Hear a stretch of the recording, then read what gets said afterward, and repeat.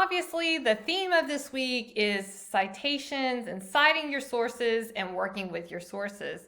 So I wanted to take a little time to make sure you understand citations and why they matter, how to incorporate them as you're writing, and then at the end of your paper, how to make sure that you've cited formally so that your reader knows where your information came from and you're just working with your sources just in a responsible manner.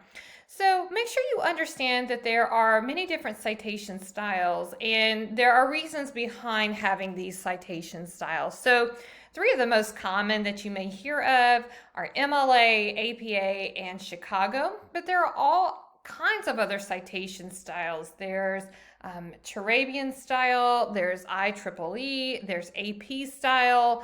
There's so many different styles depending on what your discipline is.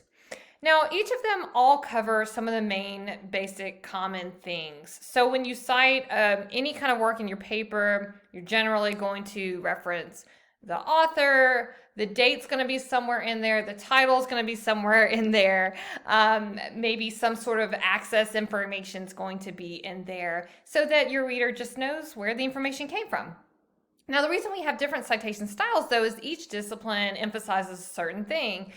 So, for example, in APA, I always say, dates matter, because if I'm doing a research paper on working with students with autism, then if I'm citing my information from 1996 versus 2018, that's going to show me a really big difference in information, right? So even though they all have their own little quirks and their own little way to do things, it all boils down to the discipline and what the discipline emphasizes. That's why you might see the MLA style more in the humanities, such as in English. You may see Turabian in history. You may see APA in education. So that's all it is, and that's why we have different citation styles. All you need to do, you don't need to memorize anything. All you need to do is know how to access your resources. So this is why it matters that you can go to places like OWL Purdue, and you can understand, okay, if I need to use MLA style, I can use their formatting guide. It'll teach me how to do electronic resources in MLA.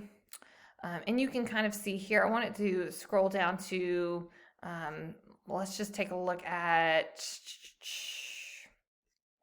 maybe an article in a scholarly journal so we can compare it to APA. So here you can see there's the author's name. Here's the title of the piece. I know it came from this journal, and specifically this particular volume and issue, and this is how I accessed that scholarly journal. If I go to APA, so I'm going to go up to APA style. Here's my formatting guide, and let's go back to an online article. And in this particular case, we often use a DOI in APA. If they don't have it, you would use this. Let me just use this as an example, though. So here's the author. Same thing. I mean, the author's still listed. It's still listed first. The only difference is there's an initial used instead of a whole name. The date comes earlier. Here is the title of the article. Here's where it came from, and here's where it was retrieved. Or let's look at this one here. The authors, the date, the title, the journal it came from, along with the volume and issue, and again, the access information. So it's all there. It's nothing you don't need to memorize it. All you need to do is be able to look up whatever it is you're citing and kind of plug it into the formula. Now, I wanted to kind of show you that it's important that you utilize your sources as you write and that you're incorporating the information in there as you write. So I'm going to be vulnerable here and show you. So this was an article that I was writing. This is one of the earlier drafts. You can see I date my drafts so I can kind of see where I am. So I started with, this is kind of how the messiness I've referred to before, started with a brief outline. It wasn't working for me. I changed my outline. I had a list of sources that I was kind of working with, maybe some that I hadn't incorporated yet. I have very messy citations for them, but I had saved them on my computer, for example, and I knew I could refer back to them really quickly. So I just kept a running list of some working sources. And this is the draft. You can see me make notes like add research. I don't want to do it right now. But as I kind of wrote, I would make sure that I incorporated, if any information came from somewhere, I made sure to put the author's name, often the date, but I wanted to scroll up, I believe. Here's an example of, I knew it came from I just wrote a quick note, and I knew I needed to make sure I went back and added the date. Some people might put it in red or something like that to remind themselves to go back and add something. So you can see it is not perfect, but I do have a clear indication as I'm writing my draft of where the information comes from. Please make sure that you do this so you don't accidentally plagiarize. You want to make sure also that it's really clear in your paper what information comes from a source and what information comes from your own brain. So in order to do that, you have to have these lead-in statements that also show the author and all that good information. All right, so this is a working draft.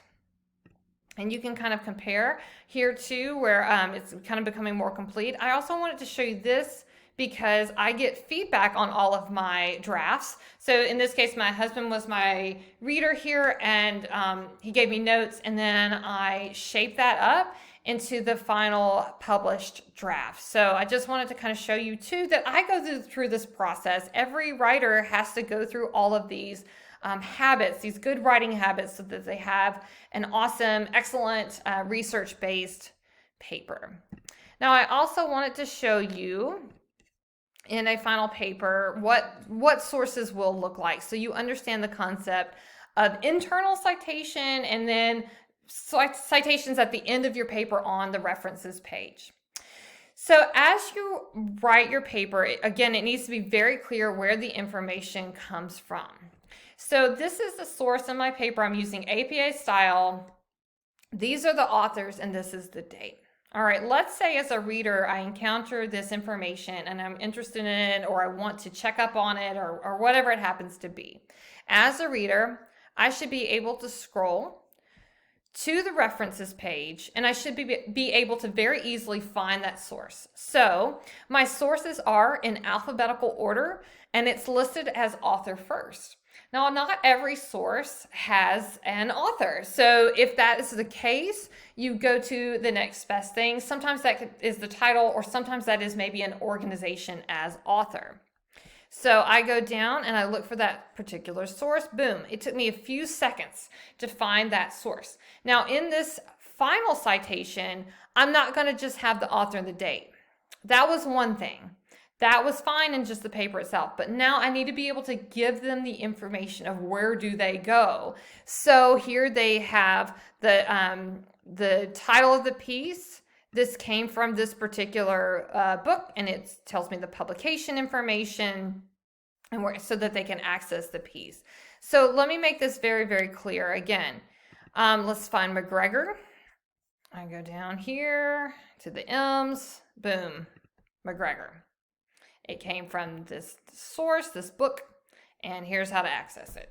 All right, so anything used in your paper, first of all, you have to cite the author and the date, and anything and everything that you use in your paper must also be cited in full form on the references page. Okay, if it's said in here, I need to put it here. If it is not said in here, if I do not reference the author in my paper, it does not need to be in here. So as you work, make sure you keep a record of the author and where the information came from. Build that into your rough draft, even if it's not perfect. And then at the end, make sure you do go back and correct all those citations, so that you reference it either in your sentence or at the end of your sentence. This includes for paraphrasing, it also includes for summarizing, and it also includes direct quotes. And then you have the long form citation at the end. Again, alphabetical order. A hanging indent, which means that let me see if I can put a view here of my ruler. So a hanging indent, how you would do this is as you get to this end page here, I would take this right here. If I hover over it, usually it'll tell me hanging indent. Let's see if I can get it to pop up the word.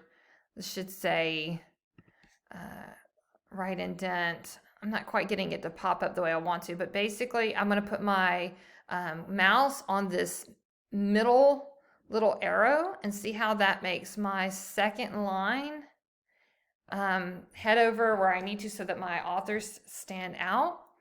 And then I'm going to make sure I have my date, my title, and then all the publication information so that my reader can find it.